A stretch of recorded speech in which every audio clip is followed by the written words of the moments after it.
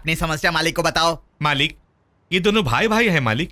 पुश्तैनी जायदाद का हिस्सा दोनों ने बराबर लिया है मालिक, लेकिन बूढ़े बाप को कोई नहीं रख रहा है। इसी बात को लेकर दोनों झगड़ रहे हैं मालिक। ये दोनों अपने माँ को रखने को राजी हैं, लेकिन अपने बूढ़े पिता को नहीं। ये जो कह रहा है वो सच है? हाँ मालिक, माँ की उम्र बढ़ती जा रही है, उनकी तबीयत ठीक नहीं है, इसलिए मैं उनको अपने पास रखना चाहता हूँ। नहीं मालिक, बचपन से मैं माँ से बहुत प्यार करता हूँ, इसलिए मैं माँ को अपने पास रखना चाहता हूँ। पिताजी को उसे संभालने के लिए बोलिए मालिक। तुम्हारे बच्चे कितने हैं? एक लड़का और एक लड़की है मालिक। और तुम्हारे? 2 लड़के हैं मालिक। ठीक है, तुम दोनों में से जो भी अपनी माँ को अपने पास रखेगा उसका बड़ा लड़का तुम्हारे पिताजी के पास रहेगा, क्योंकि बढ़ती उम्र में उनको भी तो सहारा चाहिए। ये कैसे हो सकता है मालिक? 10 साल से प्यार से परवरिश करके अपने प्यारे बेटे को उनके पास कैसे छोड़ सकता हूँ? अरे मेरा बेटा क्यों उस बुड्ढे की सेवा करेगा भला? अगर ऐसी बातें तो सासू माँ को ससुर जी के पास रहने को बोलिए ना। क्यों? मेरा बेटा क्यों सेवा करेगा? उनके बेटे को बोलिए ना सेवा करने। बहस करना बंद करो, माँ को अपने पास रखो और अपने बेटे को पिताजी के पास भेज दो। मैं ऐसा कुछ भी नहीं करूंगा, माँ को तुम अपने पास रखो। मैं ऐसा नहीं करूंगा। अभी ऐसा नहीं करूंगा। छोटू, चुप हो जाओ। 10 साल के अपने बेटे को अपने पिता के पास भेजने में तुम्हें इतना दुख हो रहा है, और तुम्हें जन्म देकर, तुम्हारी परवरिश करके, पाल कर, एक अच्छा इंसान बनाकर, शादी करके अपना सब कुछ तुम्हारे हवाले करने वाले माँ बाप को इस उम्र में उन्हें जुदा करने की सोच रहे हो। इससे उन्हें कितनी तकलीफ हो रही है जानते हो तुम लोग? तुम्हें अपने कोख से जन्म देने वाली तुम्हारी माँ, खून पसीना एक करके तुम्हारी परवरिश करने वाले तुम्हारे पिताजी, इन दोनों की मेहनत की कमाई तुम हो। तुम दोनों सिर्फ माँ को अपने पास क्यों रखना चाहते हो मैं जानता हूं, ताकि वो तुम्हारी बीवियों के लिए खाना बनाए, बर्तन साफ करे, बच्चों की देखभाल करे। अब ये काम तो पिताजी कर नहीं पाएंगे, इसलिए वो नहीं चाहिए। अच्छा ये बताओ, अगर ये सारा काम तुम्हारी माँ नहीं कर पाती तब भी तुम दोनों यही कहते? बच्चों की परवरिश करना हमारा धर्म है, क्योंकि हमने उन्हें जन्म दिया है। पत्नी का ध्यान रखना हमारी जिम्मेदारी है, क्योंकि वो हमारी अर्धांगिनी है। माता पिता की सेवा करना हमारा कर्तव्य है, क्योंकि वो हमारे जन्मदाता हैं। तुम्हें अपने माँ बाप पर गर्व होना चाहिए, ना कि शर्म। तुम्हारे माँ बाप तुम्हें अपनी मूर्ति बनाने को नहीं कह रहे, बल्कि वो तुमसे सिर्फ 2 वक्त का खाना मांग रहे हैं। अपने लिए मंदिरों और मस्जिद बनाने के लिए नहीं कह रहे, किसी के द्वारा बनाई गई मंदिर के आगे उन्हें भीख मांगने की नौबत ना आए ये कह रहे। तुम्हें पालकी में बिठाकर घुमाने के लिए नहीं कह रहे, बल्कि जीते जी चिता पर लेटने से मना कर रहे। बिना गुरु की विद्या, जन्म देने वाले माता पिता को भूलने वालों को कभी जिंदगी में सुख नहीं मिलता। मालिक, हमें माफ कर दो मालिक, हमें माफ कर दो मालिक। तुम्हें मुझसे माफी मांगने की जरूरत नहीं, अपने माता पिता से मांगो। मैं तो तुम्हें कब से माफ कर चुका हूं मेरे बच्चों। हमें माफ कर दीजिए। देखा तुम लोगों ने, तुम्हारी छोटी सोच ने उनका कितना दिल दुखाया है। फिर भी अपने बच्चों को माफ करने का बड़ा दिल सिर्फ माँ बाप के पास होता है। आखिरी सांस तक अपने माता पिता की सच्चे मन से सेवा करते रहो, यही इस गांव के धर्माधिकारी का न्याय है।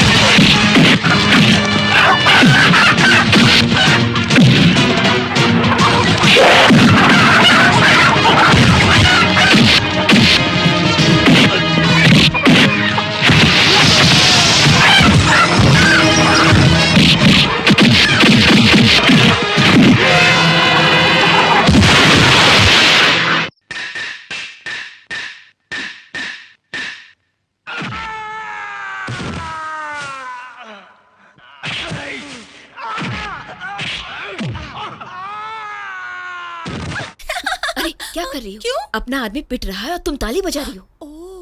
भैया भैया भैया भैया क्या कर रहे हो? मत मारो।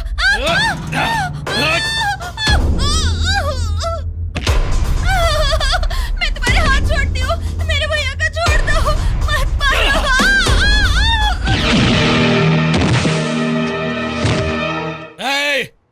इस गांव में और कोई मर्द नहीं बचा। यहाँ तो सारे नामर्द हैं। तू अगर कोई मर्द बचा तो आकर मुझसे लड़े।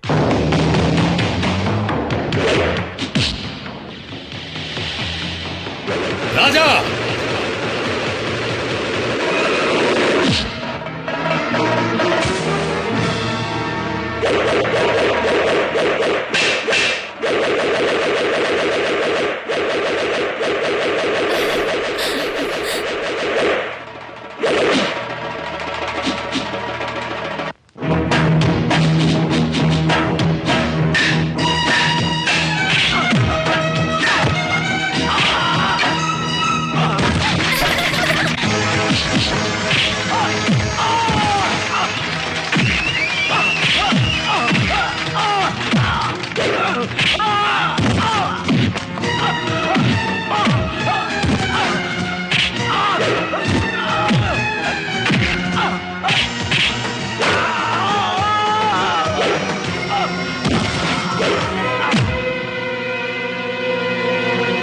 ये गलत है। राजा बाबू से ये सब नहीं लड़ सकते। चलो हम भी चलते हैं। रुक जाओ। इन्हें मारने के लिए ताकत की नहीं, जिगर की जरूरत है, और वो मेरे भाई के पास है। शुरू हो जाओ।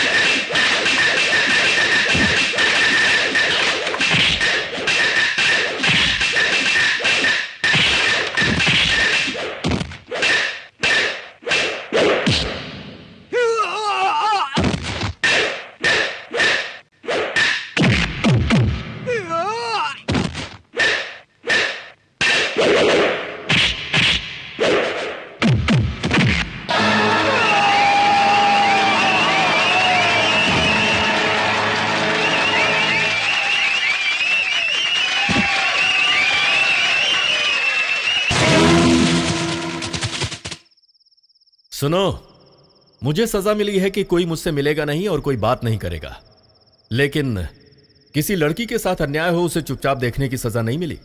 समझ गए ना? अब चले जाओ यहां से। देख क्या रहे हो? जाकर मारो उसको।